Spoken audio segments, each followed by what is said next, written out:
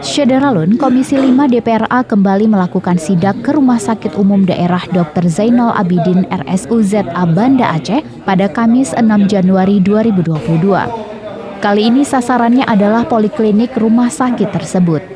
Dalam sidak kedua itu, rombongan Komisi 5 DPRA didampingi oleh Wakil Direktur atau Wadir Pelayanan RSUZA Endang Mutiawati, Wadir Administrasi dan Umum Abdul Fatah, dan Wadir Penunjang Nur Nikmah.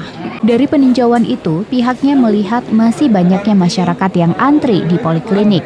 Kondisi ini disebabkan oleh sempitnya ruang poliklinik. Selain itu, sumber daya manusia atau SDM di rumah sakit juga perlu ditambah.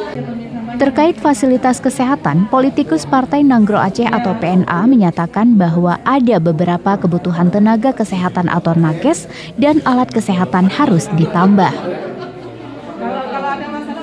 Kita memang sudah dalam minggu ini sudah 2 kali ini kita kunjung ke rumah sakit, kita lihat berbagai keluhan yang dilakukan oleh masyarakat. Kali ini kita fokus di poli dan memang pasca COVID, menurunnya COVID, jadi angka pasien itu memang membludak. Tadi kita dengar sama-sama bahwa yang daftar aja itu hampir 1000-an. Jadi menjadi kewalahan bagi rumah sakit untuk mengatur seat dalam pelayanan.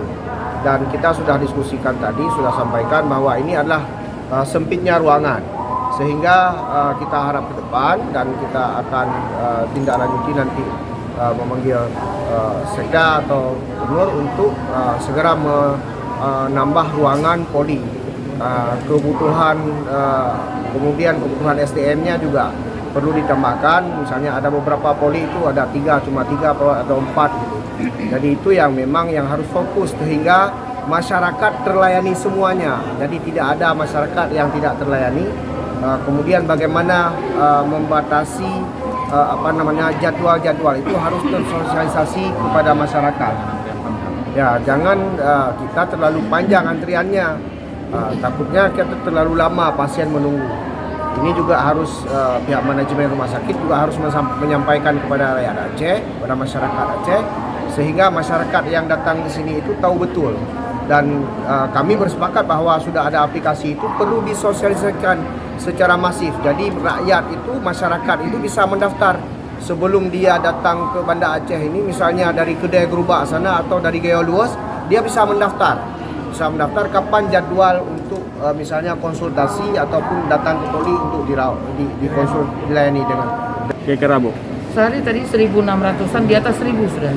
Setiap hari gitu Pak? Iya. Oke. Di mana yang dikunjungi di poli mana? Jantung tadi 150-an per hari. 150-an per hari? Per hari. Ya. Dari seluruh Aceh gitu Pak? Iya. Oke. Kalau untuk dokternya sendiri berapa banyak untuk semua poli ini?